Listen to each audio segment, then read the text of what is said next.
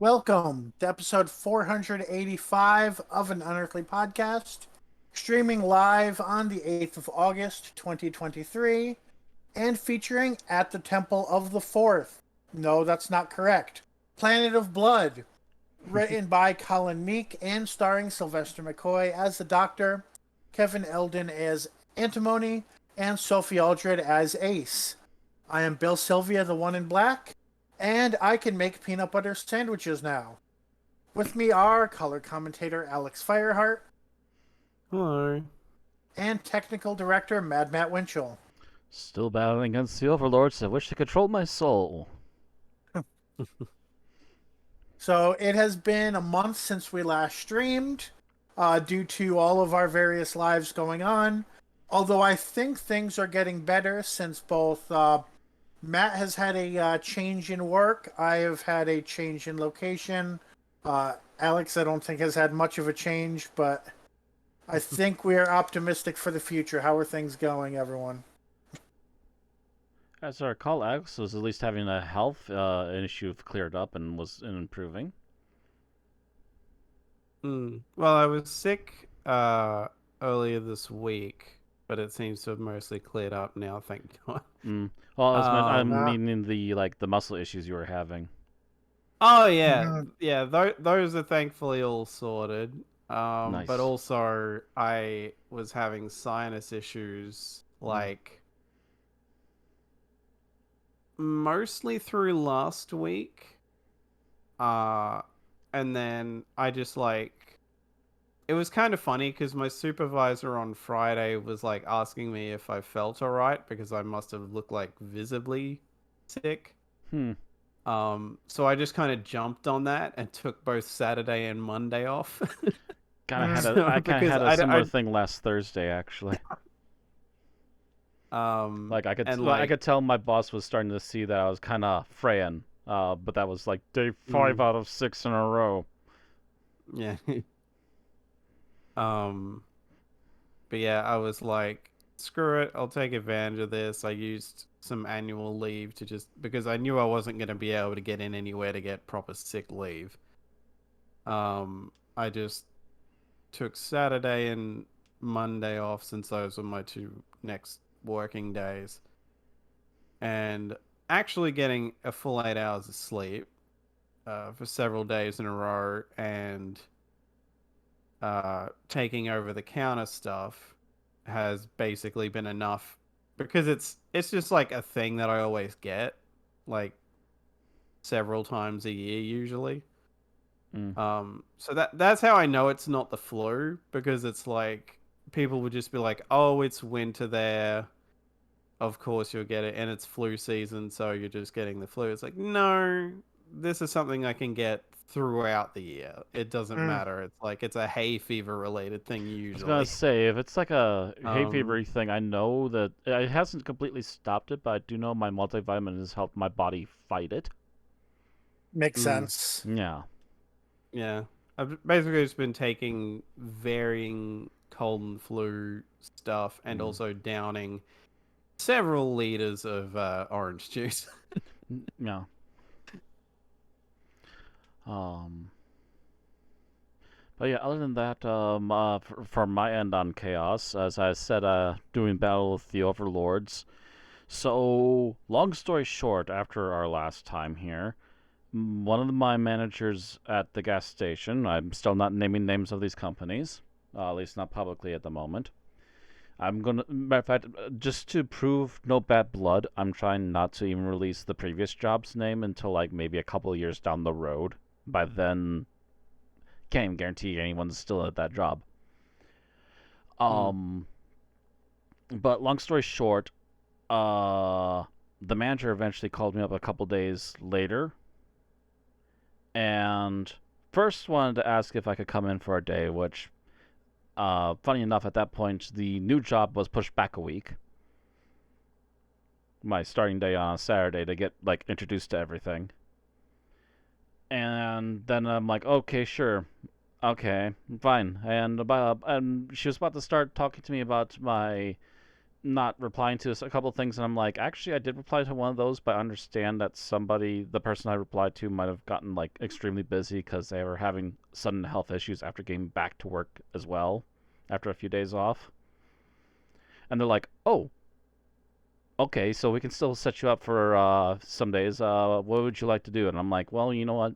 If there's any kind of window I know you guys need the most help with, it's basically the Friday to Sunday window, because that's usually when we're getting blasted the most, and that's when we need the most help. That's when we need good closers that know how to handle the heavy traffic at night, etc., etc. So I'm like, yeah, if you want me to stay on at least one day a week for at least a few more weeks, etc., just throw me in there. One day a weekend, anytime from Friday till Sunday. With the only caveat so far being that I want to go to the county fair that's coming up in about a week. Yeah, not this weekend, but the weekend after. Because don't know if anybody knows the name offhand, but Night Ranger's coming into town for the county fair.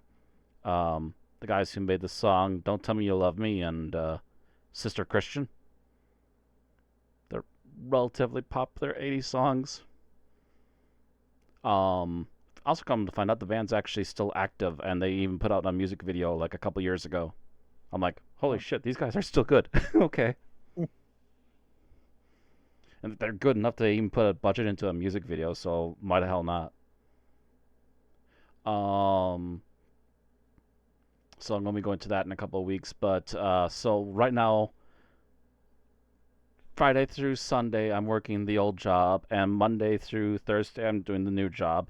And ever since I started the new job, almost every other day, the other job is trying to call me, and it's always on a day I'm working. Yeah. And I'm like, some of these people I would love to help because they're really good coworkers and everything, but it's like, I just put in my 7 hours today. I'm not planning on going up to 14 in one day. Thank you. Right. Sorry. Yeah. There's just no way. I'm already blasted and I'm off my feet. I just sat down to have a meal. No.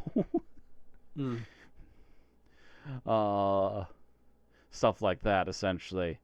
And it's just been bonkers. Because last week was the transition week, so I still was working a Sunday and a actually, it was a Monday and a Tuesday into that week at the old job. Yet that was going to be the last regular days I have for that job, unless they happen to call me on a day I for sure have off. Very unlikely though. And then it transitioned into the new job, learning stuff. Right away. Yeah, I started working there Wednesday. So Wednesday, Thursday, Friday, and that'll be the last Friday they get for until probably at least the end of the month. We'll see how things go. And so now everything's transitioned so that they're Monday through Thursday now. And I understand that maybe Friday is usually the heavier day for some that work, but yeah, right now I'm kind of getting off the hook at the moment.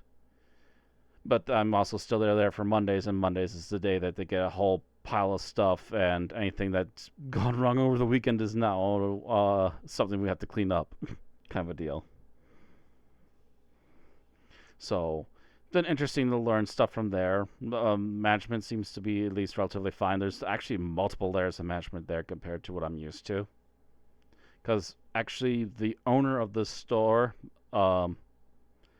actually still has an office there because he used to be regular management, and then he's got the like 2 or 3 different forms of regular management under him, and they seem to have another branch of management underneath them, and then it kind of slowly peters down to your regular workers, and then your newbies.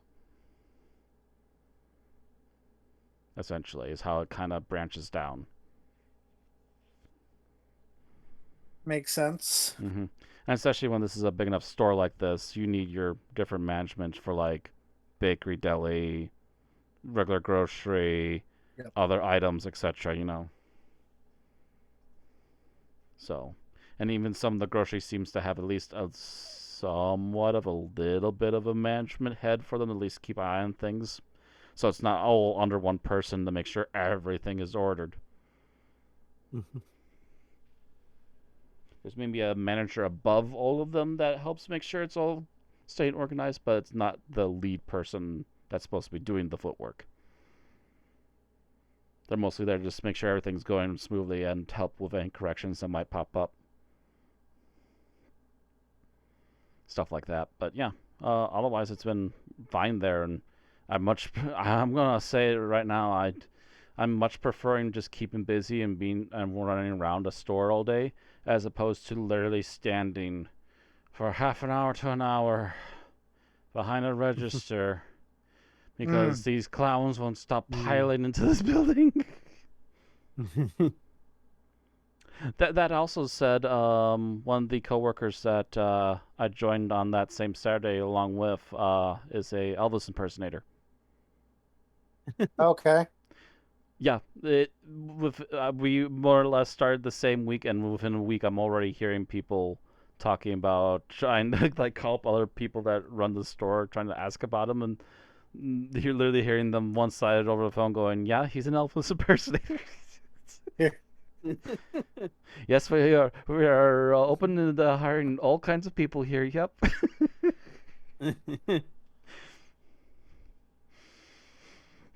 So just, and I believe my mother also got to see him like the day after I started, and she says like, "Oh yeah, it really is him, isn't it?" And I'm like, "Mm-hmm."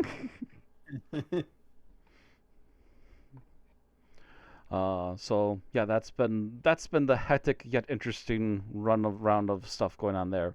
And I also did finish a game, but I'm gonna hold on until a week where we're less compact because it's been a When bum. we're not covering a month worth of news. Right. So that's been my Okay, bit. Alex, how have you been? Yeah, like it's aside from being sick recently, I've been alright.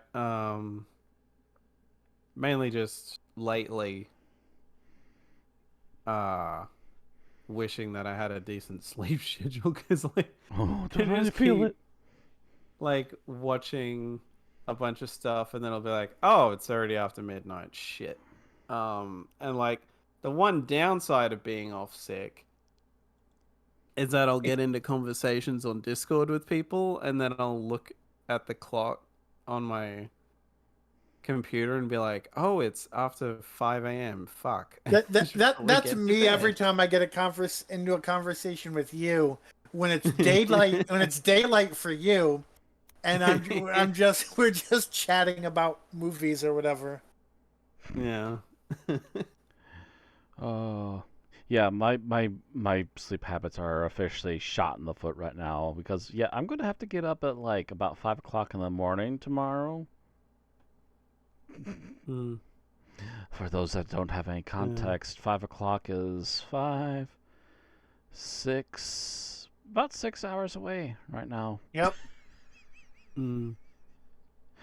Yeah, the main funny thing is that I feel validated now that I know that it's not because I like would overdo it on soft drink or anything because I haven't drank any Coke since I got sick. Or at least since I realized just like what was going on and I know that drinking stuff like Coke and whatever just does not I help when forget. I Is have this Australia one problem. of those places where you call all drinks Coke? No, it's Okay, like if it's we call soda soft drink is like the main gotcha. thing. I think there's some states that call it Coke. I'm not sure that's Yep. outside the country. Mostly in the South. Yeah. Yeah, Mm, because that's where Coke started. mm, Yeah, I know a delayed sleep schedule is a thing that's kind of inherent with ADHD in general. And yeah, uh, I definitely empathize with with having that as the natural sleep schedule. Although I've mm, also had multiple weeks at a time where my sleep schedule changes every day and I can't control it. mhm, it's one of those things where like uh work has full-time hours where you start at like these days where you start at 1:30 in the afternoon and I'm almost thinking of going for it. if there's ever an opening of just doing that, because it's like, well, I'm gonna like I can't, as much as I can usually fix them when I've got enough time off away from work. Like I if I was just working afternoon into the night, it probably wouldn't be as bad. Um, instead of trying to wake up at like 10 or 11 like in time to get to work by either 10 or 11 in the morning.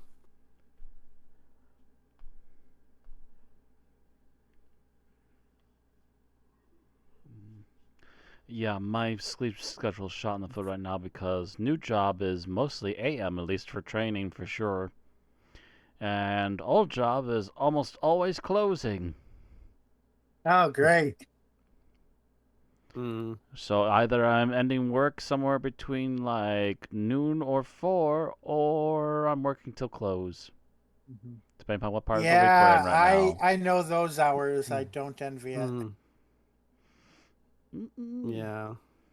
That So sort of also, crap is why I intentionally got moved off working Thursday nights, but then like morning starts for everything else. yeah, I've since I've moved, I've actually had a pretty reasonable sleep schedule. Other than, lots of 10-hour nights because of recovering from the shit sleep I got during the moving process. Which I guess I'll just, say that. So I moved, I drove from Ohio to Illinois on Monday, rented a U-Haul for that. Thankfully, I had some colleagues who were able to help me move my stuff in because I didn't realize I was moving to a fourth floor apartment. And there's no way I could have gotten everything up here by myself in one Yeah. day. So it was really sped up by having some help. Yeah. But it's really nice that I have a nice carpet so I can actually walk around in my own home barefoot without my feet hurting. So that's nice. I actually have a better mattress than I did before because before it was more like a college dorm sort of mattress, so it was really hard, and then a foam topper I put on top. Where this mattress is it's more of a typical mattress, maybe slightly harder than normal, but it's definitely not as hard as the other ones. So in that respect, it's been really comfortable here. I did in the moving process. I ended up, of course, using all of my money that I had available. So I'm on the kind of budget now where I had my DoorDash grocery order today, and I was really happy I got bread because now I can have peanut butter sandwiches. But I was upset that they lost the olive oil I ordered because it makes it harder to cook rice and beans, and my rice and beans will have much less flavor without it. So that's the kind of budget I'm operating on for at least the next week. And then I'll probably be closer to normal when I get next paid. But I feel it's emotionally easier to live on that kind of budget in a new place because it feels like that's normal. Whereas when I was that broke in my former place, I was just like, damn, this is because I spent too much money and I'm just emotionally stressed out about it. Whereas here, I'm just like, okay, yeah, it's part of moving. It's whatever. Oh yeah, I've been living off ramen for almost a month too. Just turning around. Oh yeah, new job by the way. 10% off everything, no matter when you buy stuff and no matter how many times a day you buy stuff. Used to be 5% until like earlier this year. 5%. I forget Wisconsin and sales tax, but generally 5% is less than sales tax in most places. So Depending upon what you're looking at, especially if it's tobacco or alcohol. oh yeah, that always has its own tax, right? Pretty much. Actually, speaking of that, and I have not been there yet, but having moved from Connecticut before the legalized weed became popular, and then lived in Ohio where it was absolutely out of the question. I was surprised to notice that right next to my college was a weed dispensary. uh, So that's just something I happened to notice. Um, So if any of your students go missing, you know where. But yeah, on that note, actually, this is a much more, it's much more of the type of place I'm used to. So for comparison, I lived in a city of 80,000 people with a few towns around it of 20 to 30,000 each. Uh, in Ohio, I lived in a college town with a population of 25,000 people. And then now in Champaign, I live in a city of 90,000 people, which is pretty much glued to the next town over, which is 30,000 people. So it's a lot more the type of environment that I was used to in Connecticut compared to what I was used to in Ohio. So you no longer feel like you're in the middle of nowhere like I am now. Still. Right. My town, 4 gas stations, 1 grocery store. No Walgreens. Oh yeah, and apparently True Value is getting bought up by Ace Hardware. Just something I've recently found out about too. Yeah. Excuse me. Like the whole, like in your town or like the whole corporation? As far as I'm aware in the town, but I can't guarantee that Oh, okay. because, to be honest, that poor company has had a long chain of sad events. It wouldn't surprise me if they are getting bought up by Ace Hardware because True Value originally was True Value Ben Franklin, which means that they bought up the company known as Ben Franklin, which was a chain of like small general stores, and that used to be its own ongoing thing, and since like I don't even know Yeah, how far back. in my experience, True Value is almost like the GameStop of hardware stores. They buy the small local store, but that's very limited experience. I'm not a hardware store guy. See, it's not even just a hardware store. It's literally like it was still like a general chain store. At least the True Value is here that I've seen in Wisconsin. Oh, okay. Because as far as I'm aware, all of them originally bought up the Ben Franklins, but then just kind of took them over completely, and Ben Franklins are basically gone except for like a couple key locations. Gotcha. So as far as I'm aware, outside of again like maybe 1 or 2 like solo stores that still have the old name, it's no longer a chain. Whereas True Value took over that chain, and now True Value, at least here, is getting bought out by somebody else now. So it's like, oh, okay. It's interesting because I'm pretty sure Ace Hardware used to have a store over by the grocery store, and that went out of business like 5-6 years ago. Shrug. All right, so we've been going on for a bit. Any last important things anyone wants to bring up before we go on to tonight's show? All right, I'll take that silence as a response. So we are not covering birthdays because again, it's been a month and we would be here all night covering birthdays. But we have plenty of news. And then Matt will give us our episode summary and we'll have our episode review, final thoughts, and ratings. Okey-doke, browser. All right, so our first bit of news is that the 14th Doctor's sonic screwdriver has been announced. And on one hand, I'm like, why does a doctor just here for the specials need his own screwdriver? But then I realized there's no way they were going to just take the Chibnall screwdriver and continue it into the RTD2 era. So I guess that's why. In part. Also, that previous screwdriver was always horrendous. Speaking of which, what do you think about this one?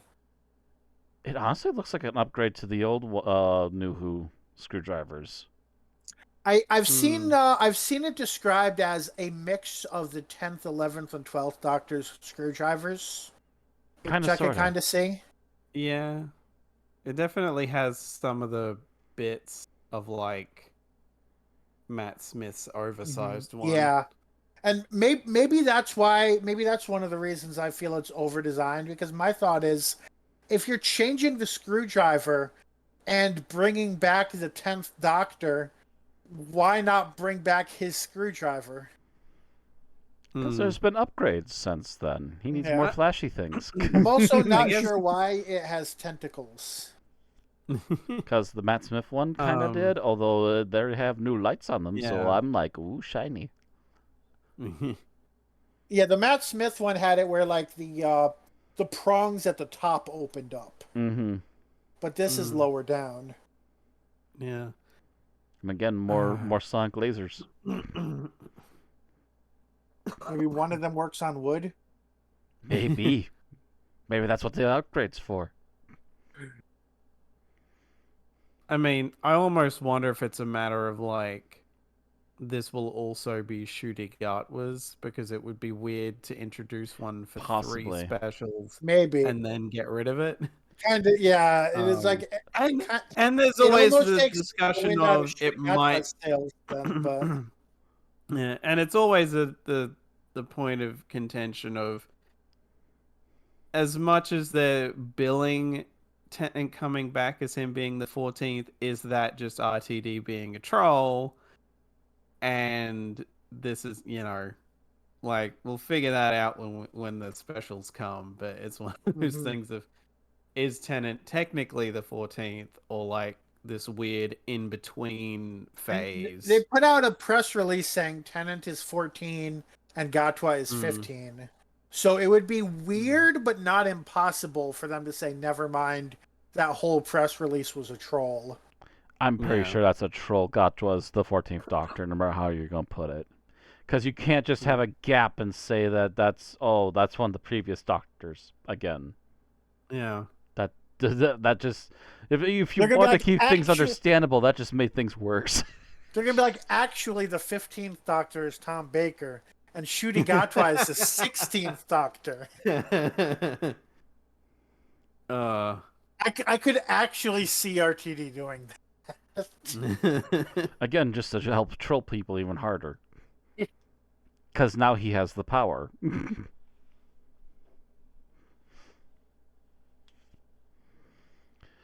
But yeah, All right, any other comments on the screwdriver?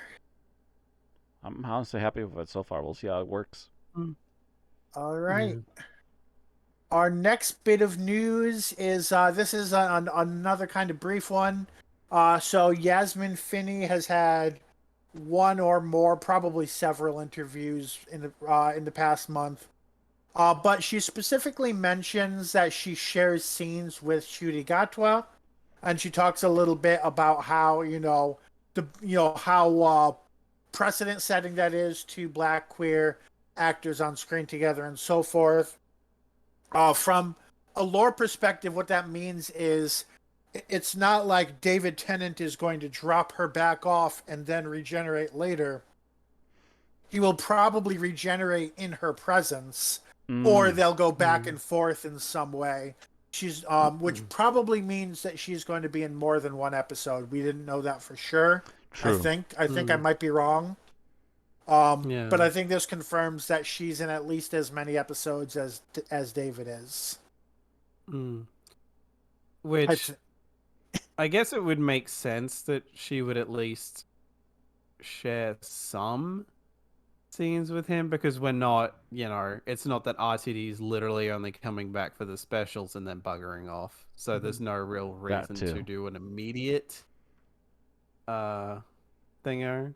And I guess it also depends on what the story is going into these 3. Because, like, we have, like, bits and pieces from the trailer, but you never really know. Yeah. They're keeping it close to the chest because, like, one possibility would have been, okay, the Doctor shows up, he has the scenes with Catherine Tate, takes, I don't even remember, oh, that's right, her character's name is Rose, because that was a big thing for a while. So, Donna and Rose maybe go on an adventure, and it could have been that they then get dropped off, and then the Doctor has another adventure and then regenerates, but it sounds like that's out of the question now, that it's absolutely, he'll be regenerating in Rose's and possibly even Donna's presence. Alrighty.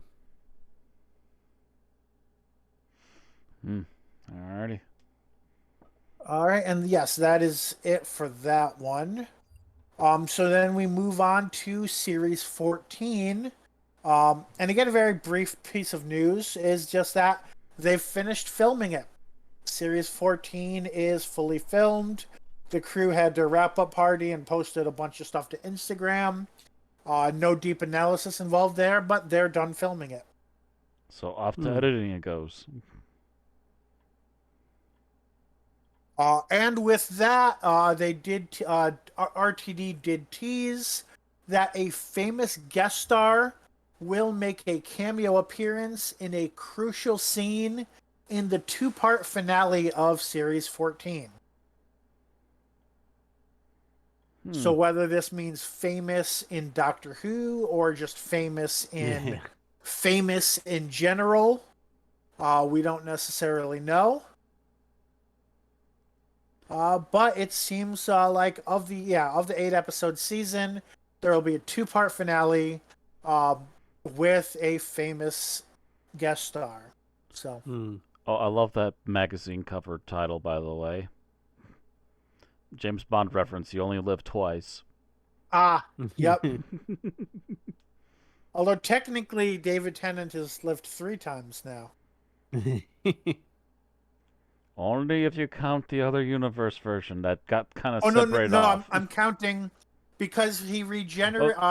When he created the alternate universe version, he also regenerated, but into himself. So that counts as two versions of the Doctor, technically. Yeah, but we still only call it the 10th. Yeah. We call it the 10th so it doesn't break everybody's brains. But it is again, we're never going to call him the 14th either.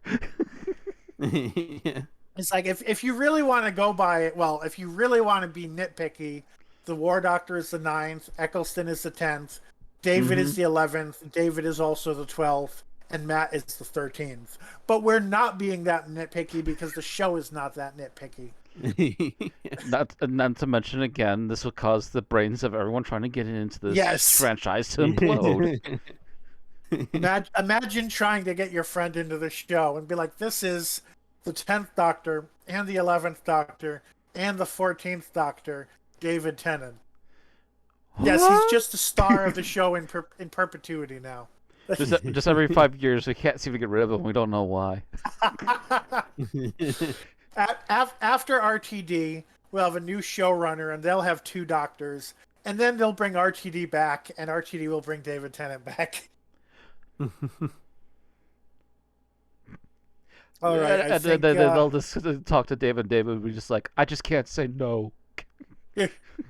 Now, the other way this news could be, because this is something that's happened on Doctor Who a lot, is this could be one of those, this person's a famous comedian in England, and us Americans and maybe Australians have no idea who the person is, because Doctor Who does that a lot.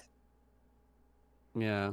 And it's like, they say famous, but famous in its own right these days is pretty vague. It could be like a well-known YouTuber or something. As long as it's not one of the Paul brothers. If that's my line. If it's not one of the Paul brothers, it's acceptable. One of them's tied up with what if one it's of them's the tied up Zoden? with boxing. The other one's tied up with WWE at the moment, so that's unlikely to be either of them. Thank God. What if it's Zoden? I'm pretty sure PewDiePie is retired. Happily retired in Japan with his wife. Yes. He's just basically a vlog channel now. All right. So that is it for our episode news. Then we've got some alumni cast and crew news. Our Patrick Troughton has had a Blue Heritage plaque dedicated to him. Go Pat. At Mill Hill School in North London. So, like many plaques of this nature, or I don't know, many is the right word, but like other plaques of this nature, this was organized by the Doctor Who Appreciation Society, sometimes referred to as DWAS. And it looks like Troughton was a pupil at the school from 1931 until I don't know how many years. It doesn't until when, it doesn't say. I would also note that over to the side there in the bigger picture, you'll see that it's called the Patrick Troughton Theater. Yep. Oh yeah, so I guess the theater in the school is named after him. Mm-hmm. And now they've So made an official placard for it. Yep. So congratulations. Well, Patrick is not here to hear the congratulations, Posthumous but Patrick. posthumous Yeah, congratulations to Patrick posthumous. Troughton. All right. And our next bit of news is a new Blu-ray trailer. Where is... Did I not open that one? I did not open that one. That's okay. It's season 20 of Doctor Who. It Yep. features the Fifth Doctor. Lots of really good episodes, actually. Arc of Infinity, Snake Dance, Modern Undead, Terminus, Enlightenment, King's Demons, and the Five Doctors. There's the 40th anniversary of the 20th anniversary special. Yeah. So that's fun. And that's already had a special edition come out in the past. So I'm curious what this one's going to have. It's an even more special edition because they're also constantly mentioning there's a lot of like visual updates to like the entire thing.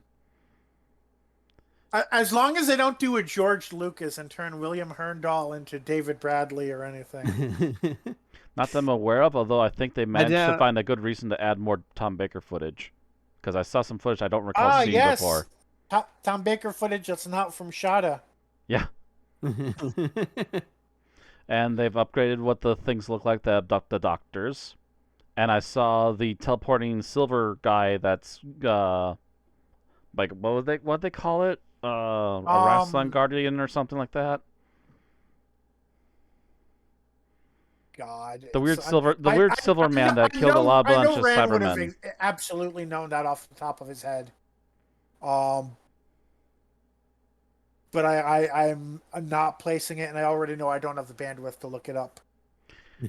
Gosh, I can't remember what they're called, but they have a new teleportation animation for that, and it actually looks really decent. Nice. So I'm like, oh yeah, I'm behind that. Just a little minor touch up, yes. Like with other trailers recently, this has started with a bit of a story in the beginning. What did you two think of that? Very long story for a trailer, but otherwise I generally enjoyed it. At first, it seemed like it was going to explain why in some of the non-canon materials, they're like, oh yeah, Nyssa is on Earth and living with Tegan now. But it seemed like it was going to explain that, and then it kind of took a left turn to another direction. Yeah. I guess we can just spoil the trailer, right? I mean, it's been out for quite a while. Yeah, so. Everything ends up being an illusion by the Mara. Yeah. Which actually that ties into it ties into season 20 a lot more than some of these trailers have stuff that don't tie into their own season at all. But I'm pretty sure. Yeah, it's Snake Dance. Yeah, Snake Dance is in this season. I was trying to remember which came first, Snake Dance or Kinda. But yeah, Snake Dance is the one in season 20. Yeah, that's kind of funny. Most of them are just like, here's where the companion is now, kind of a thing. Yeah, that's at least what the majority of them were previously. Well, it was like the one with Perry. It was for the season before Trial of a Time Lord, but the trailer was like talking about Trial of a Time Lord, and it's like that doesn't it's the wrong season. Yeah. Whoops. Yeah, I really like this one. Of course, it's funny because they also put out a behind the scenes thing for it, and oh my god, I'm blanking on her name. The woman who plays Tegan. Janet Fielding. Yeah, that's Janet. Are you talking about the road trip thing or no? I don't know. There's a behind the scenes thing for the trailer, where they talk about the process of shooting it and that. Apparently they were using the original Fifth Doctor TARDIS, which is interesting. Nice. Which is funny because I think he even like pulls on the door and the handle comes off, and it's like, whoops. Whoops! Someone didn't check the handles before we put this thing up. Yeah. Tartar And Strangler, like, please. Tartar Strangler. yeah, and like they near the end of it, I think they're just constantly being like, it feels like someone's missing from this, and Janet's like just constantly making jokes of like, what? No, I don't see anyone else who should be here. It's like sort of emphasizing it, just like, no, this is my show, damn it. Kind of it, like obviously jokingly, but yeah. Mhm.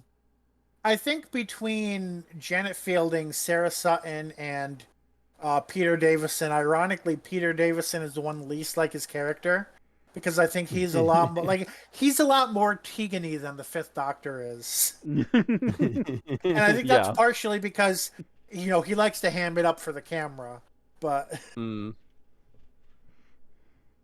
well, he likes to ham it up for the camera when he's not playing a character. Right. Yeah, Like, that's where he comes off a little more Tegan-y than some of the behind-the-scenes version footage. of himself. Yeah. Mm-hmm. Whereas Janet Fielding, I absolutely believe that it's just her. Just like her Twitter, her Twitter account and her like in these trailers is the exact same person. So, I am interested really in that road trip. That video. road trip actually looks hilarious. It just looks like watching a fun of them, the three of them back on the road again, and they're just going more and more ballistic as the trip goes. Yep. I just want to have my lunch. Just missing Matthew Waterhouse, but he was smart and ducked away quickly. Although he wouldn't make sense in the 20th season, it would need Yeah, I'm blanking on his regular name, Turlo. No, I just said Vissler. I was like Vissler Turlo. No, that's the character name. I'm blanking on the actor name, but gosh dang it! Yeah, I can never remember his name. Is it Mark? Web browser, Doctor Who Turlo. Vissler Turlo. Oh, there you go, Mark Strickson. Yeah. I didn't realize it was on the article. So found there. Which is fun. Which is funny because I think he has joined them for other behind the scenes things that I've watched where they go back to old locations. As like I think one of the other specials has him in it too, so it's not like he's completely devoid of this DVD set. No, yeah. I was just saying, in order to perfectly represent the season, he would need to be there, but it's nothing else. Yeah. Yeah. All right. So I think that covers the news about the Blu-ray. Sorry, not DVD, Blu-ray. And I think I was off stream that I was saying I need to see if I have a Blu-ray player or a DVD player, because honestly, I never use it, so I'm not sure. Yeah, I need hopefully save up some decent money soon. We'll see how the job works out for me. Maybe I'll get one for my next PC too. Oh, sorry, I didn't mean to cut you off. You all good? I just finished. Yep. All right, next we have some book releases. The first one is BBC Books is releasing a special novelization of Rose, the RTD Eccleston era first episode, which is going to be illustrated. Yeah, it sounds like it's fully illustrated. It's no way you can make a full book out of this otherwise. And illustrations by Robert Hack. Mm-hmm. Okay, novelized by Russell T Davies. And novelized by T Davies, yeah. Yep. Which he's written novels before, and of course he wrote the original episode, so it makes sense. He fits for that. It absolutely makes sense. It will be released on the 60th anniversary, November 23rd, and is available to pre-order. They don't show us any of the illustrations, unfortunately. I'd like to just the book art. See some of that. Yeah, just the book art, just the cover art. But that's honestly... the funny thing about the cover art is it almost seems more reminiscent of 80s Who than 2000s Who to me. True, but at the same time, if that's going to be the inside art too, I'm fine with it. I mean, I guess given it's coming out in an anniversary year, that might even be intentional. True, Maybe. true. Considering it's got the anniversary logo and everything on it, yeah. Mm-hmm. Mm. All right, and our next one. So this is a bit unorthodox from this particular publisher. This is Candy Jar Books, but it's not a spin-off. It's a memoir. So this is Madness. Jill Curzon, who played the Doctor or Doctor Who's niece Louise in Daleks Invasion Earth 2150 AD. Mm-hmm. So I think she was basically the Barbara proxy. Yes. Uh, Mm. and so her memoir is called Jill Curzon 2023 AD. Let's Fair enough. see. So she says reflections, or the blurb says reflections on her life with reminiscences on those who mattered the most, including fellow actors, directors, friends, and family. Her life hasn't all been glitz, glamour, and Daleks. Her stories of living through tough times and health worries will resonate with many, but what shines through with is faith and positivity. Is there anything about a release date or a price?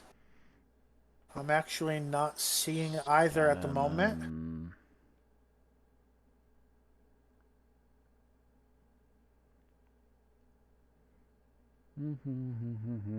Yeah, I'm not seeing anything, at least not Other than the stating fact this. that it's part of the 60th anniversary special, so it's probably coming out this year. It's probably coming out around November, my assumption would be then. Right. Yeah, if I had better bandwidth, I would go to the Candy Jar Books website and browse it, but I do not.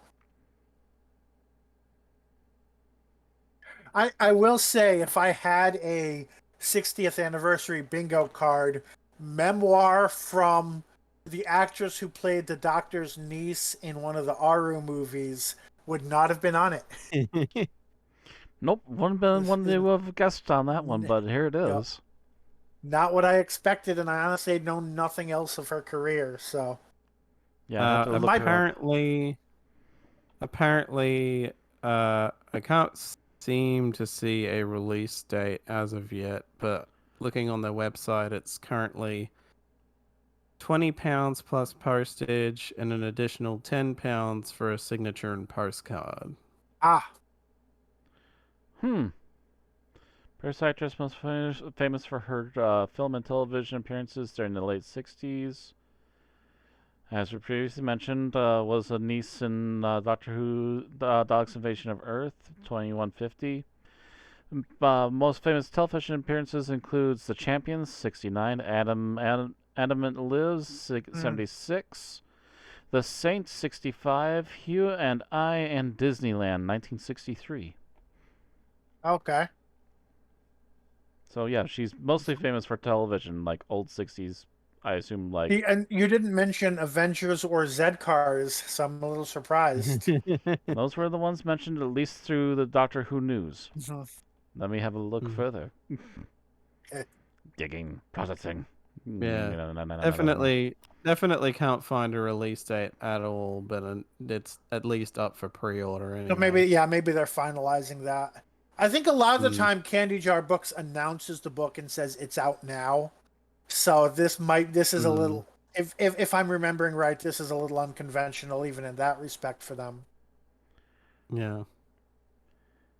Wow, yeah. I see where you got that list. It was within the article itself. Okay. Yeah, there's a direct link to it in the article. And I'm looking, and yeah, honestly, she had more stuff going on for her before Dalek Invasion Earth than after it. She so she was the child star, probably? Yeah, I'm thinking she was like at least a teen and up star, and she kind of ended stuff like 3 years after she was done with that movie. Got you. Okay, fair enough. Like her last thing was an appearance in one episode of It Takes a Thief.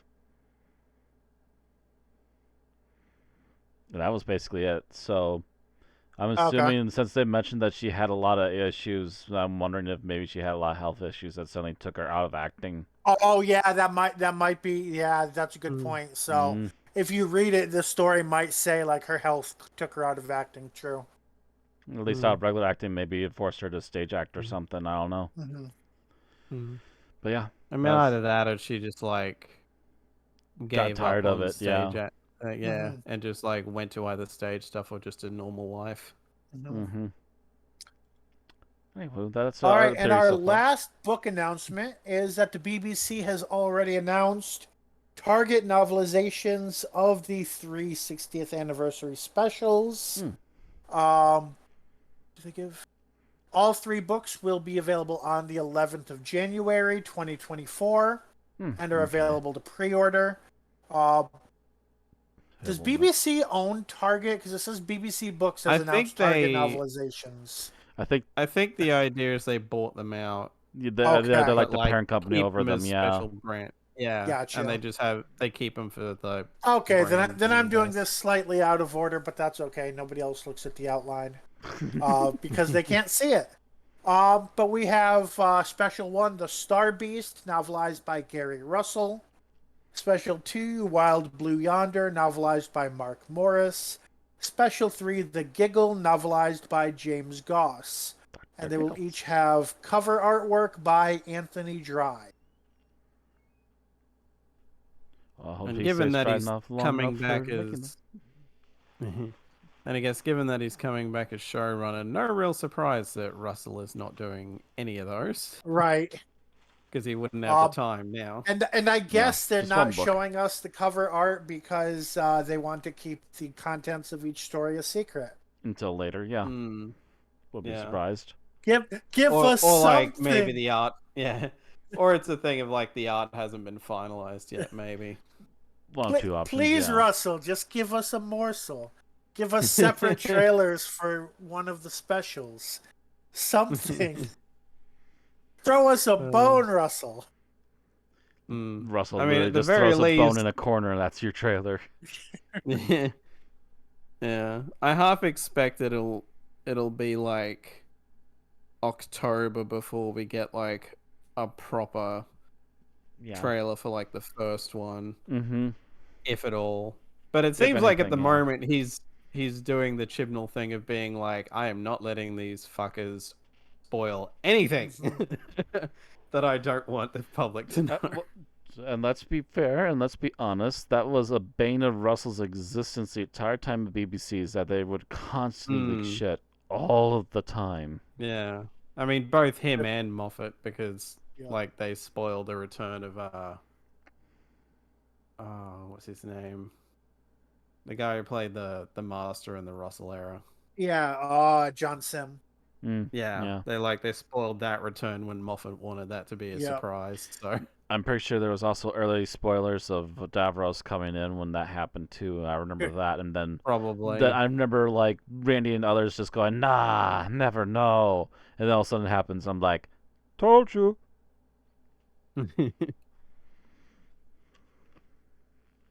All right, moving on from books, we have some audio releases, and this is some more. I think it's specifically for the anniversary special, but this is Demon Records. We've covered once or twice before.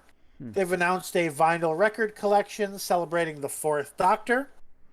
Each will have be limited to a 600 run, including a signed print from Tom Baker. So it's a four LP vinyl box set. So they're not separate. It's one collection that there's only 600 of. And it features Genesis of the Daleks, Doctor Who and the Pescatons, which was not on screen. I'm pretty sure that was always an audio. Most likely. Exploration Earth, the Time Machine, which I'm not really familiar with, and a selection of BBC radio interviews with Tom from the 70s and 80s, and State of Decay. So it's a mixture of different types of material, and it does. I don't know if Genesis of the Daleks is literally just the episode or if it's a full audio drama. But either way, it does. The set does feature Elizabeth Sladen, Ian Marter, Bill Mitchell, and John Westbrook's voices. Yeah, And seemingly it's a version of the TV serial that was already put to vinyl before. Oh, By the okay. looks So of it's it. okay. So it's Technically a oh, it re-release. says Yeah. Genesis of Daleks is the original. Okay, 1979 album version. So I guess they had done that back, which that makes sense because I'm pretty sure VCRs weren't all that common or accessible in 1979. And Doctor Who and the Pescatons was an audio drama only from 1976. That might be something for us to look up because that's a part of Doctor Who history. That's And got to be one of the apparently earlier audio Exploration Earth: The adventures. Time Machine is an adventure specially produced by BBC Schools Radio in 1976. So that's interesting. State of Decay is a unique audiobook reading from 1982. So yeah, so all of this is, historical stuff repackaged. Yeah, this is And historical it will be content available repackaged. on the 15th, or it'll be released on the 15th of September, which there's a good chance, since it's available for pre-order, that it'll be sold out by then.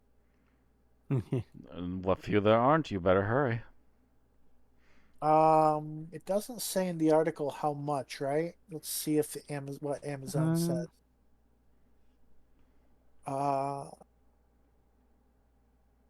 Is that where it's going to be on sale? Oh, yep, it is 77 pounds, essentially. Yeah. Minus Oof. 10. That's going to be like close to $100. Yep.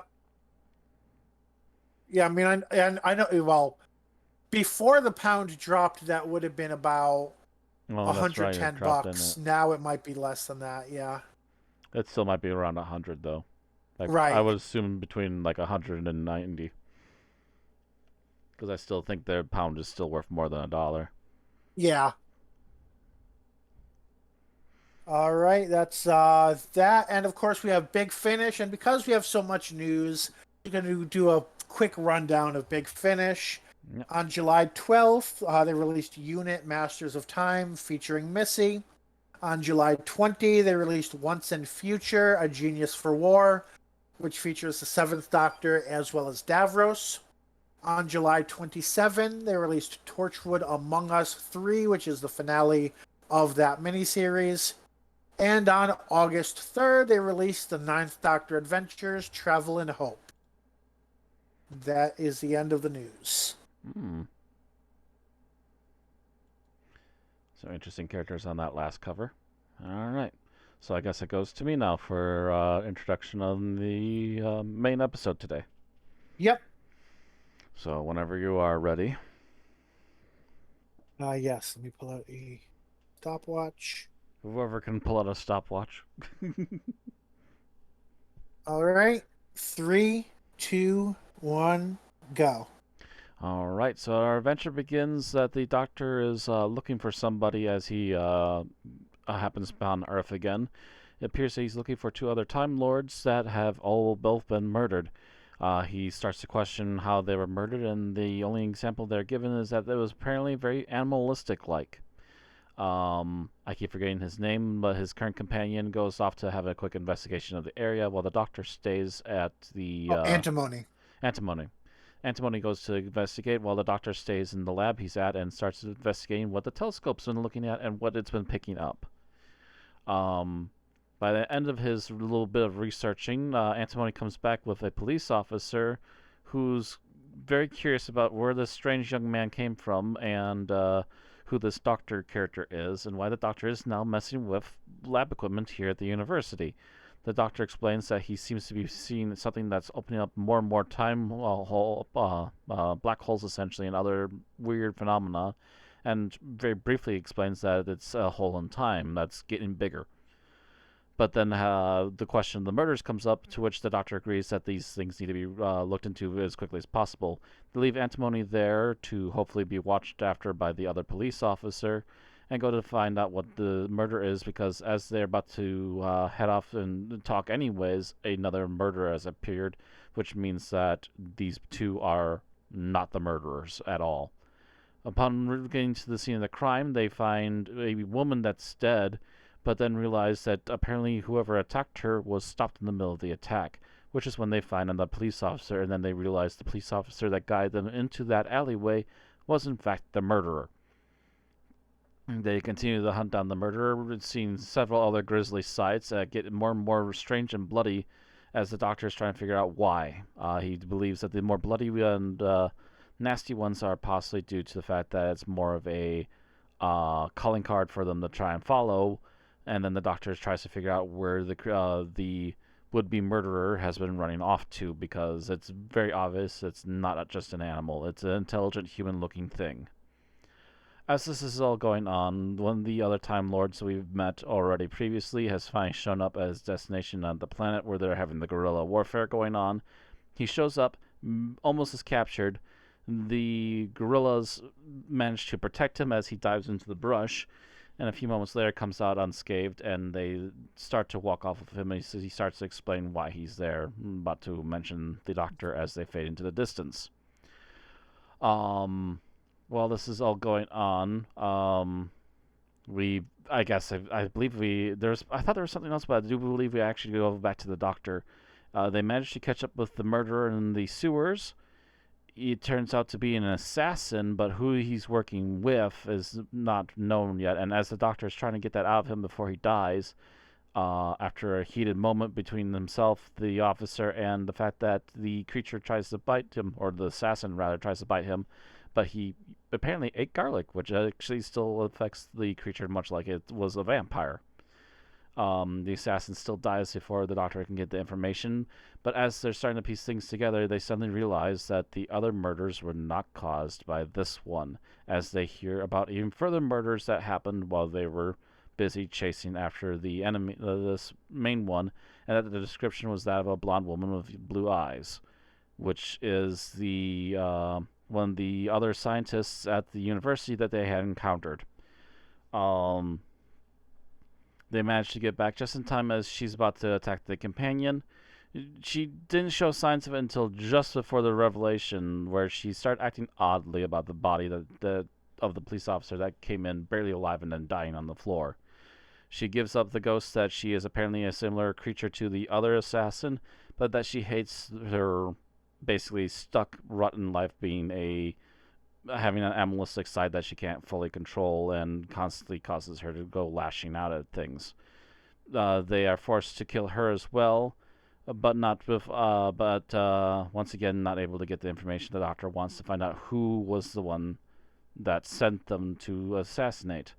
This is when we also find out through an aside that the people they were talking to are the bad guys from the guerrilla warfare going on, so they're already having their hands full, at least at the moment.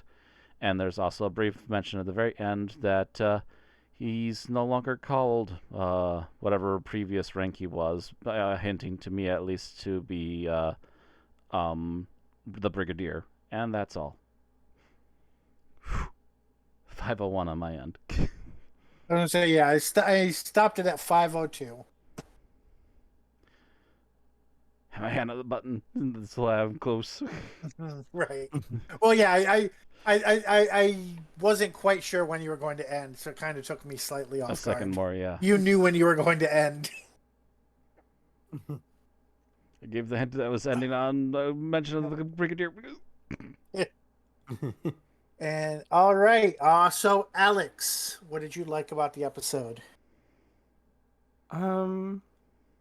I guess I like that as much as there's like all this different shit going on, I felt like this worked better than the first part.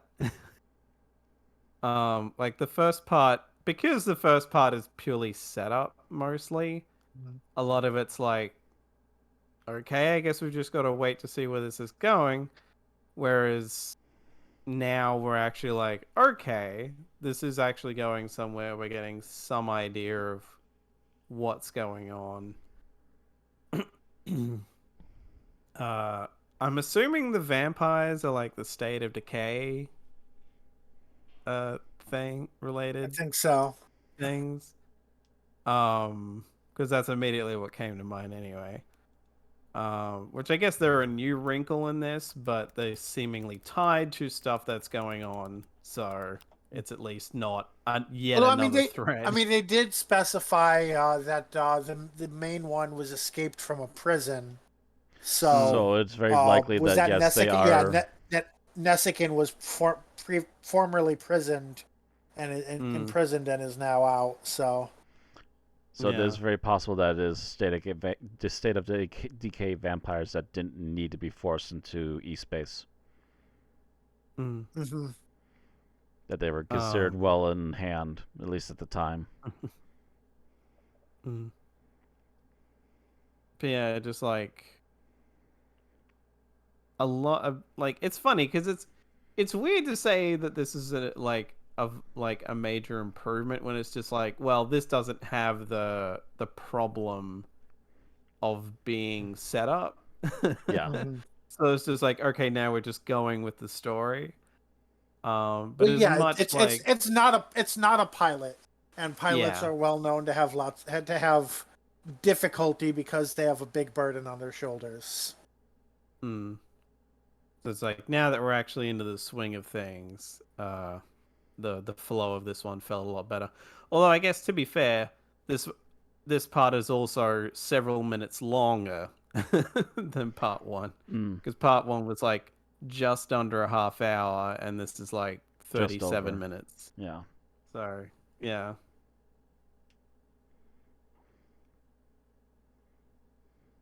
Okay, Matt. So to me, um, yeah, there's still some bits and bobs of other things going on, and they give them just enough time to do something, but not really advance any of those other plots. This one definitely seems to be focused in particular on the Doctor's main plot right now, of him being forced into discovering what's going on Earth, and this also leads him to understanding that there's a hole in time space. So there's something else bigger going on, but this is just like a small part of it right now. Um, it is definitely a decently written plot. Um, and I like there was a little bit of a twist that you didn't quite get towards until you're almost like past the halfway point of the plot. Because it did start to strike me as, Oh, the twist of there being two of them. yeah, I was starting to kind of go into that lean of, are we sure there's just one of them and he's acting weird, or is there maybe another one? And that's not long after that is when they go, wait, is there a second one? I'm like, oh, I see exactly where you were starting to head. Yeah, it was interesting that the more vicious, bloodthirsty seeming one was not the one committing the massacres, but instead it was the one who was successfully undercover and had fooled them. Yeah, Mm.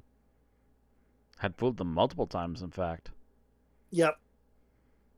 Um, but yeah, it was a much better and very interesting plot, and I love that there was little sprinkles here and there. Like I said, towards the end of this episode, they mention a boss person to send the alien device off to, and the agent is like, "Oh yeah, that's my boss," and he's no longer that rank now, by the way. Which immediately makes you go, "Oh, that British steward, he's gone up another step in the world again." Yeah, although I'm not sure why a cop would be reporting to the brig, but I believe the idea is that he's not actually. They actually weren't really cops, Yeah. but they were ah, agents disguised as cops. Is my mhm. thought. Mm. And maybe their agents have been undercover long enough that even the police believe they're police. So you Mhm. never know. Although There I've might have been noticed other Nicholas incidents. Courtney is at the very bottom of the cast list, so I wonder if he doesn't show up till the final episode. Maybe, and that might be part of the Mm. reason why. And for all we know, he might not even actually be in it. It just might be just some like previous episode sound bites or something. You never know. Ah, Yeah. That'll be my thought too. Is that he's lower on there because they didn't actually ask him. They just borrowed some extra bits, or they just could oh, barely that would afford him for suck. a guest appearance. Mm. Or maybe a thing of like they meant to use him but couldn't, but credited him as kind of a, well, we paid him, so.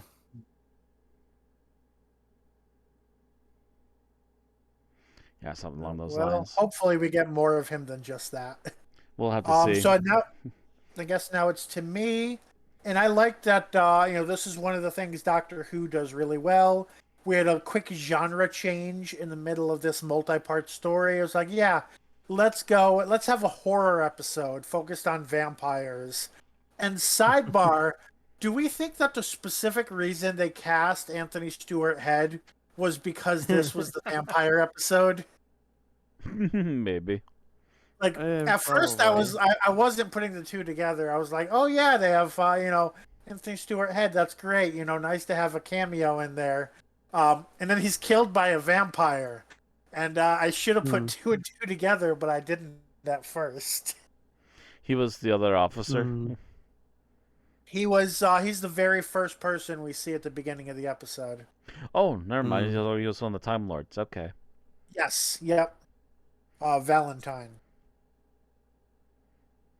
And at first I was like, oh, that looks a lot like him. Wait, that sounds a lot like him. I looked it up. I was like, yep, it's him. Yeah, that seems to be a thing too of this particular serial that I noticed, and also looking at our tile card here is that a lot of the character art seems to be borrowed almost directly from the actors.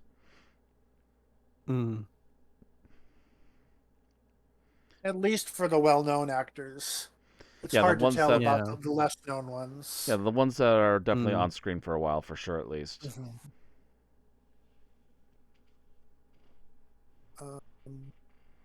But yeah, so just in general, I like the idea that, despite the fact that we had this big whole invasion sci-fi plot going on, we have, this little combination of detective, well, mostly, yeah, I guess it's kind of a noir vampire story, to take the detective and go convince him the vampire exists while hunting the vampire. So, kind of thing Doctor Who does well. I also just remembered what I think you were trying to remember earlier. Because there was the scene with Casmus and Ace that you skipped. I mean, they didn't really, not much happened, but that might have been the part where you said you forgot something. That might have been, yeah. I think that I was speedrunning it, so I wasn't going to continue with a lot of the Ace stuff, even though, yes, Ace does appear a couple times, and she has some weird vision and then talks about it later on. Right, yeah. All right, what did we dislike, Alex?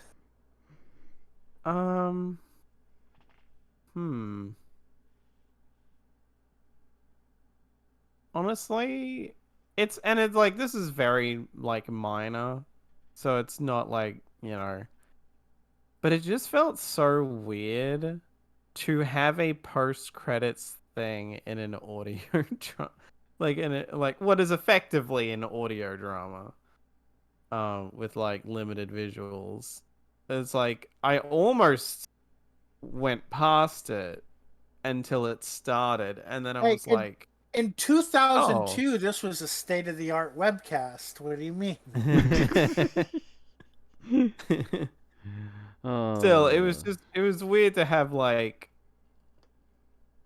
minimal credits, and then sort of, I couldn't even tell if it was flashing back or not, but just the idea of like the scene itself is fine, which is why it isn't in like worst scene or anything.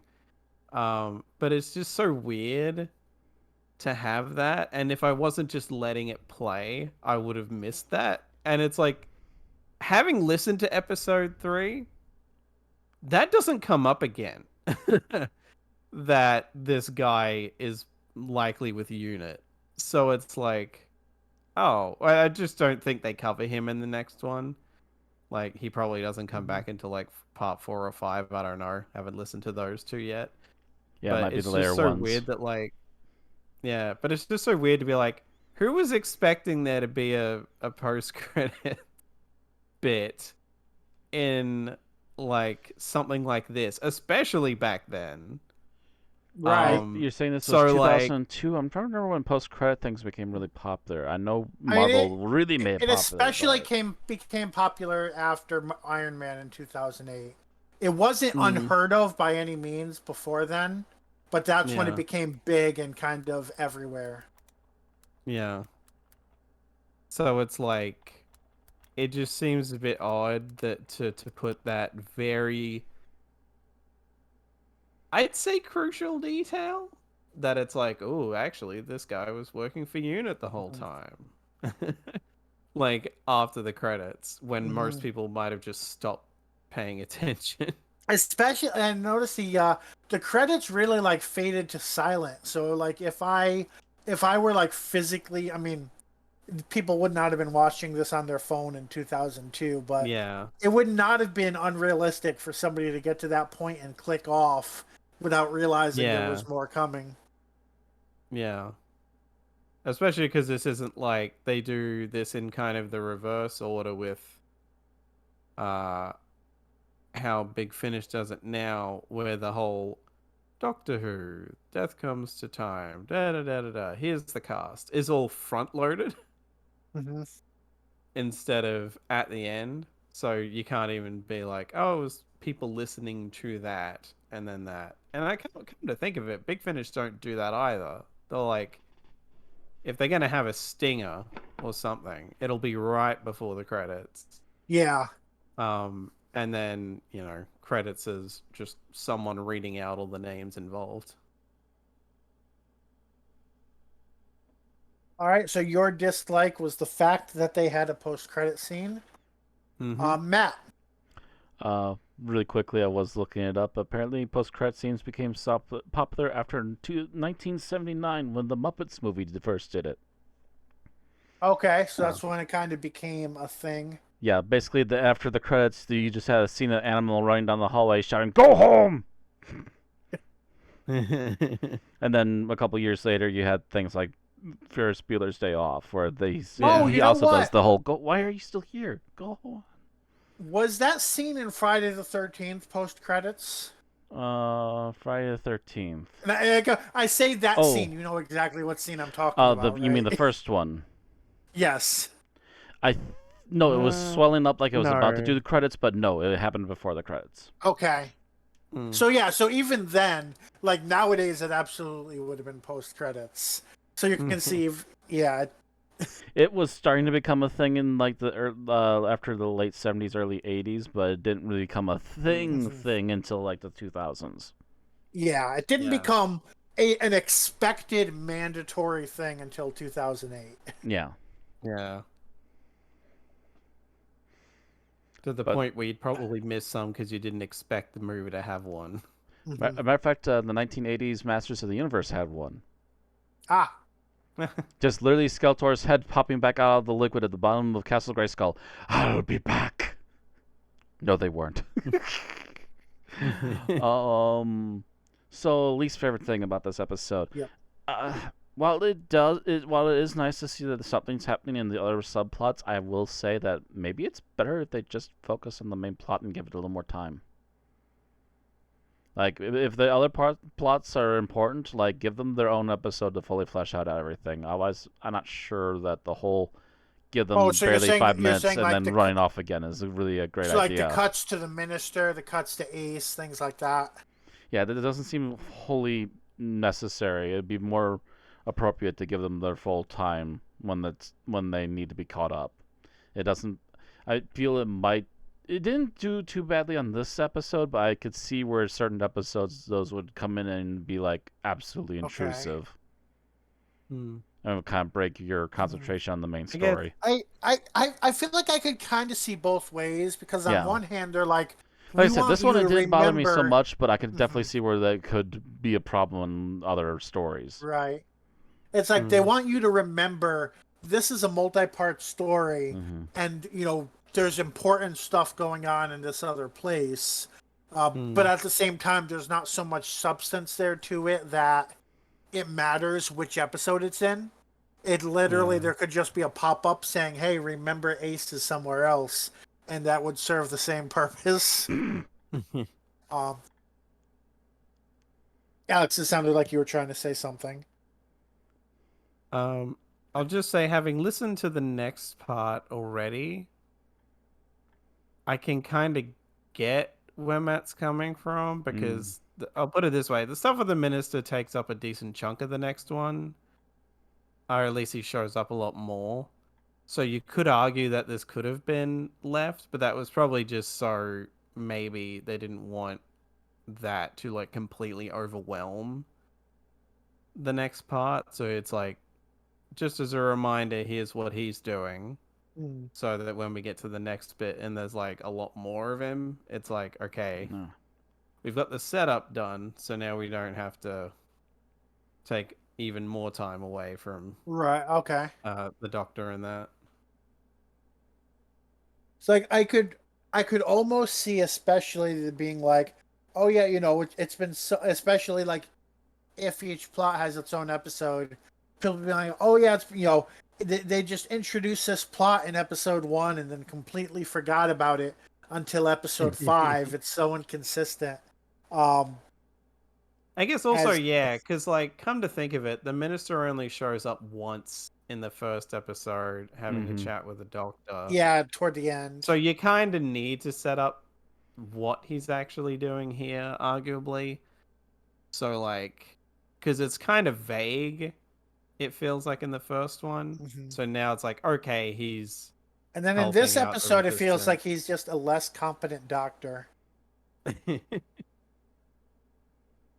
He's just like, I don't know what's going on, but I can get myself captured in 2.3 seconds.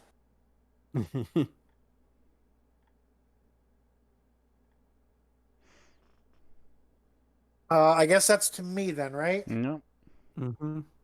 I'll say Kane's whole thing, it doesn't feel like it fits together for me.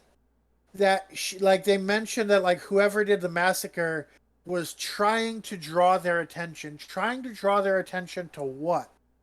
Because otherwise it seems like she's very effective at blending in and hiding her nature and even tricking the cops or tricking unit as well as tricking the doctor and antimony and just being there and then she gives herself away by going out on these extra kills and if this were a longer if this were like this had 2 parts, maybe they could have fleshed out that a bit more, but I don't. It feels like those two sides of her don't really click. It's almost like they wrote the outline. They were like, "Oh, we need the twist ending to happen here," uh, and then they tried to make everything fit, but didn't quite mesh everything together. Is how I feel about it. I mean, like, seemingly,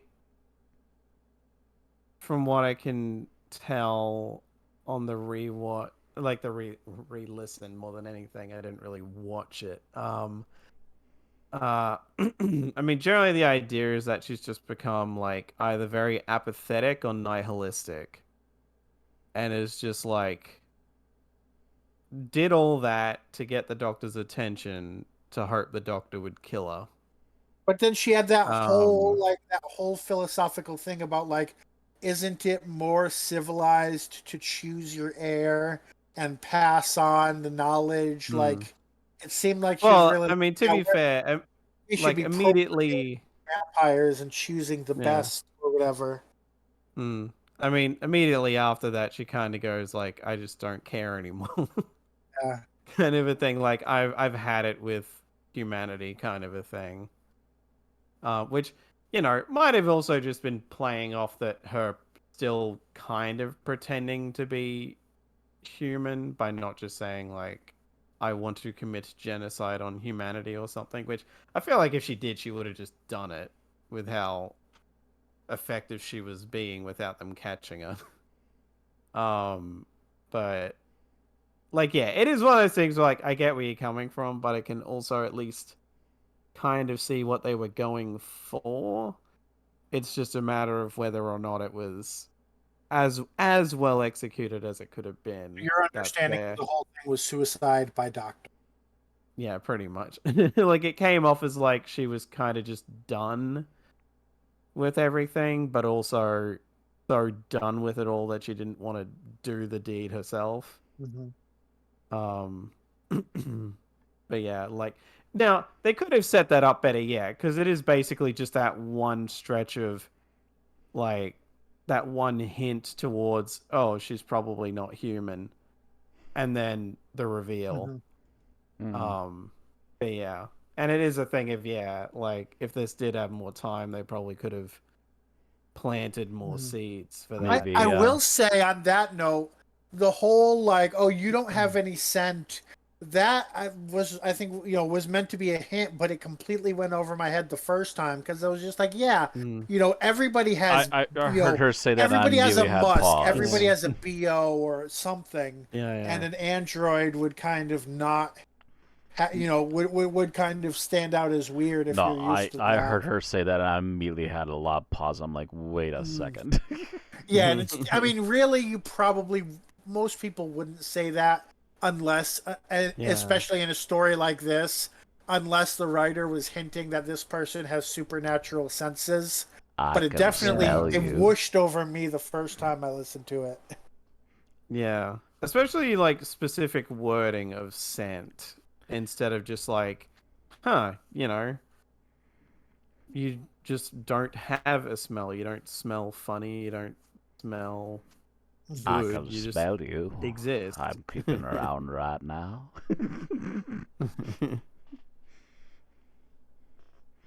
Funny to meet you. All right. Here. Favorite scenes. Favorite scene. Yep. I believe I'm first, right? Alex is first. Oh, first. Alex first. My brain is all over. I need to be in bed. Oh yeah, that's why my sleep schedule's been good. I haven't been staying up late at night doing any podcasts.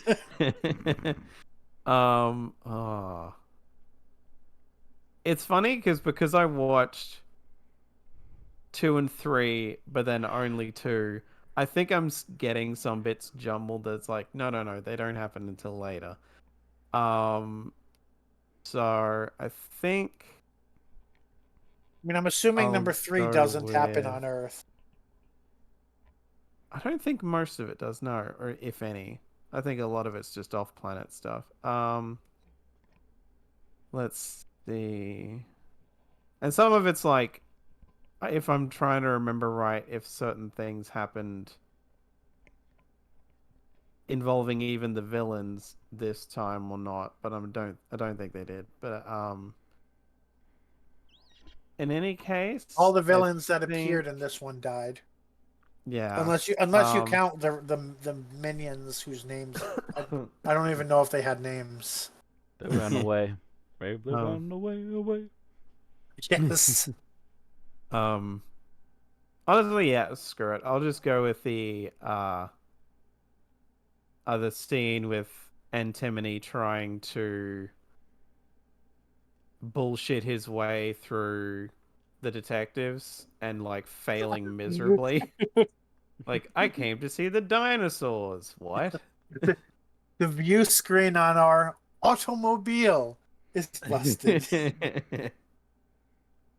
trying. Bless his soul. He's trying his best to say stuff that would make sense to Earth. Which, honestly, you could argue that how the lead detective, is handling that, is kind of a hint towards him possibly being with Unit, because he's not just. Oh, because he's not shocked that this guy is clearly not from around this here. guy looks very odd, and he's saying some very strange things, but he's not completely like tossing him into cuffs and marching him out right away. Yeah, I will say the way everybody talks to him, I don't think his skin color is actually as inhuman as it looks in the visuals that we see. Yeah, because they mainly just point out that his eyes look like the other guy with him, who I don't think was Unit. I think it was like he was, the other guy wasn't, because the other guy was weirded out by like, look at his eyes and all this. And like, whereas he's just very like, whatever about it. Like, and he takes the lead of, oh, doctor, okay. So I can play this off as you're just, an escaped mental patient for now, and probably try to get you back the thing. But then meets the Doctor and all that, and goes along with the Doctor quite easily without Yeah, I much noticed that on the protest of second just. list, the second watch list, and whatever. That he just really quickly was like, yeah, we'll go physically with the Doctor. We'll trust him and all of that, super easily. Mm-hmm. Yeah, and they also make it pretty clear that it's like he's yeah. There's just like a lot of hinting in that he's not like some of it's more the brutality of what's going on that's affecting him more than this is Right. clearly some alien bullshit. Yeah. Okay, so that was your favorite scene. Next is hmm Matt's.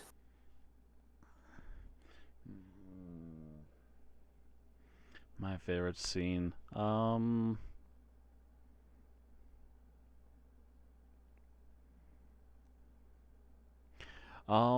gonna go with them trying to trail after the assassin. You get to see kind of the Doctor trying to figure out what's going on here on the fly, as he's obviously very aware that something's up and it's not normal animals or anything. And he starts at least putting together what might be behind it.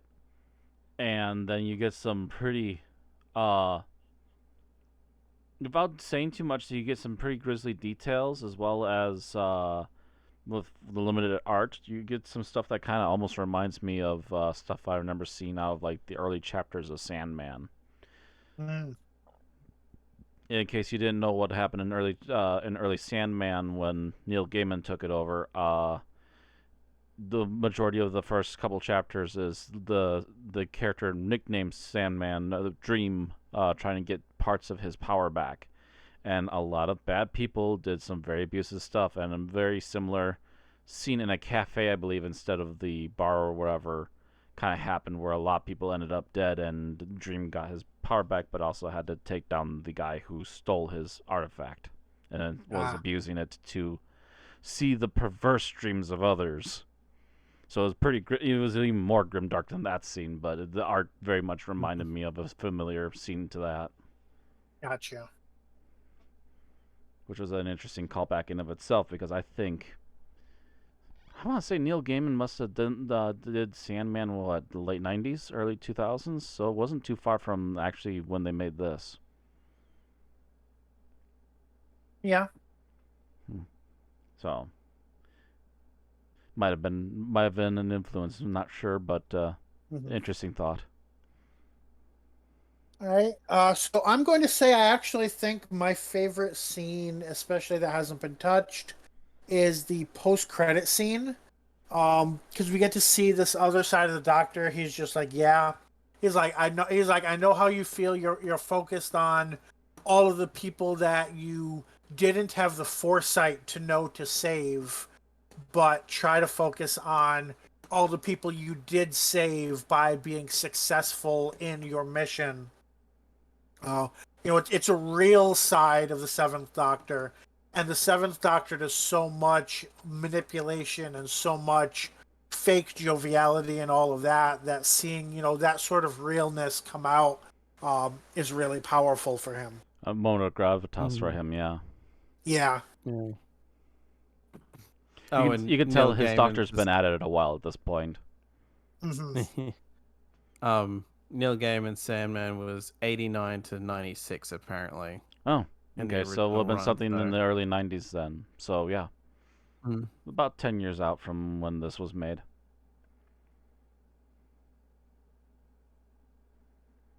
All right, so next is least favorite scenes. Alex. Ooh,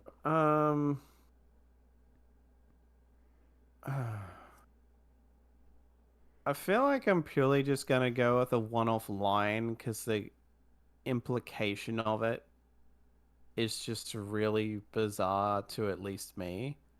And that is like the Doctor saying, I'm not as young as I used to be, not that I ever was, or something to that effect. And it's like, what? Like, is this playing into like the I think he the was whole talking about his idea current of... regeneration. Well, yeah, but it's like it just felt so weird because it's like it felt like a thing of like just talking about in general about the Doctor, and like, yeah, if it is literally just him talking about like See, I just that interpreted that as a incarnation. seventh Doctorism. It's like the seventh Mm. Doctor says a lot of things that are not supposed to make sense to anyone except him. So Yeah. I just took it in stride. Mm. Like, and maybe it just sticks out more now that I've heard the next part, and the next part he has this like something similar to that, and it's Ah, Mhm. just like, are we talking about like? Because like, honestly, I Talk about the probably would. It looms. would probably annoy me less to know to take it in the context of just it's just a seventh Doctor being weird, but like taking it at face value, it's like. So is the implication the Doctor in general has never been young? Like, what are we?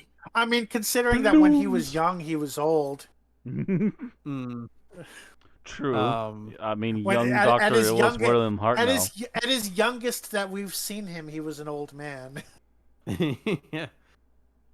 Fair. It might intentionally be a nod to that. He was just like Hmm. he was like, it's not as young as I was, and I wasn't then either. Because I know it can't be a reference to the whole the other thing because Andrew Cartmell's not around to Right. keep that going. Um. But yeah.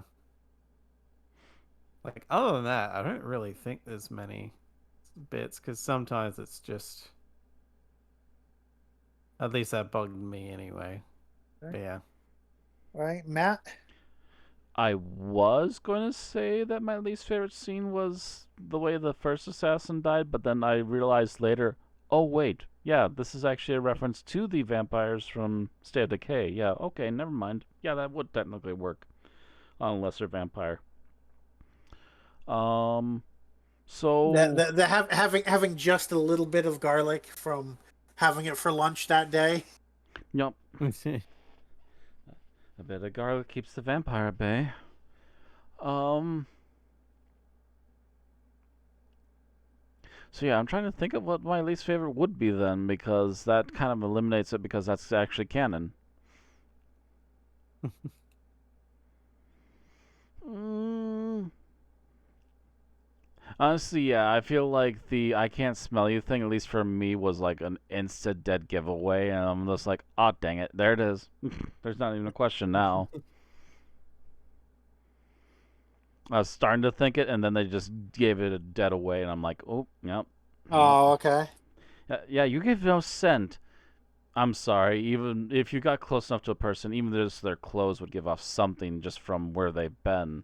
That she's meaning that he doesn't give off a normal bo is what she's Right. saying, Yeah. and she has the hypersenses to notice that. Yup. So that was your least favorite scene. Yeah, that was kind of like a heavy-handed almost give me when So I think mine is going to and tie even that's back a to something you said earlier on.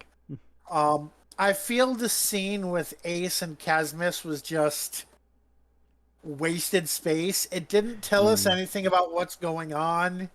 I think it would have made more sense if we just waited for more context because the main thing we learned is that Ace has dreams and that Casmus has a cat. And that just makes it more weird because it's like we established last episode there's this rule that they must have a traveling companion, but their traveling companion can be a cat. Apparently.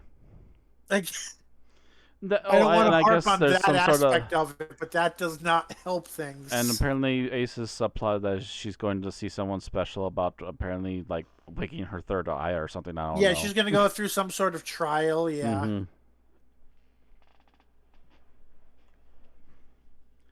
Some sort of weird trial to expand her abilities or whatever. Mm-hmm. Not sure what that's all about. It almost kind of sounds like they're kind of making her an unofficial Time Lord or something. But we'll Right. see. And yeah, and that that plot has been ebbing and flowing since the 80s. Yeah, Yeah. ever since the doc started teaching her stuff. Yeah. Yep. Hmm. All right, on to final thoughts. Um. Yeah, generally I like this a lot better, but as said before, it's like this doesn't have the weight of setup as much. I mean, I guess we're still getting set up in a way, but it's more like just continuing the story and revealing things. Um uh but yeah, I'm definitely, and having already listened to part 3, um when we only listened to part 1, I was very we'll see where it goes, and now I'm like a hell of a lot more interested in where this is going than I was after part 1. Um and I'm curious how this is all gonna still curious how all of this is gonna end up tying together entirely, but uh at the very least am curious about where this is gonna go and how this wraps up.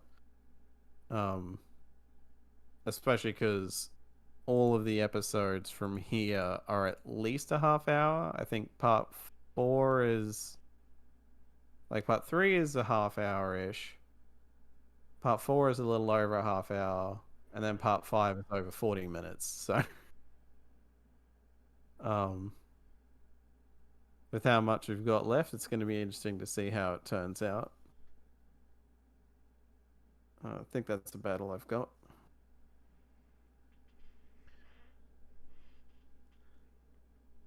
All right, Matt.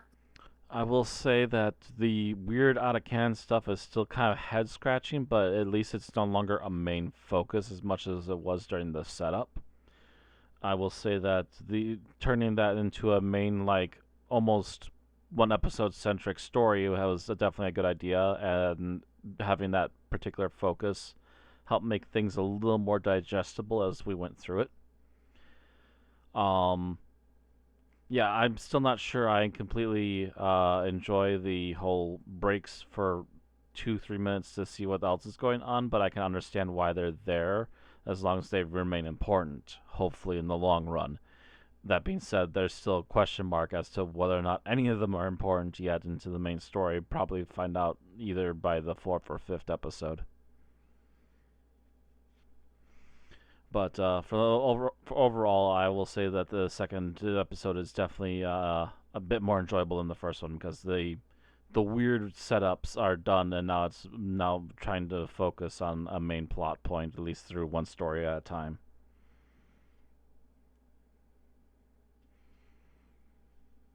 And that's about Okay, it. anything else?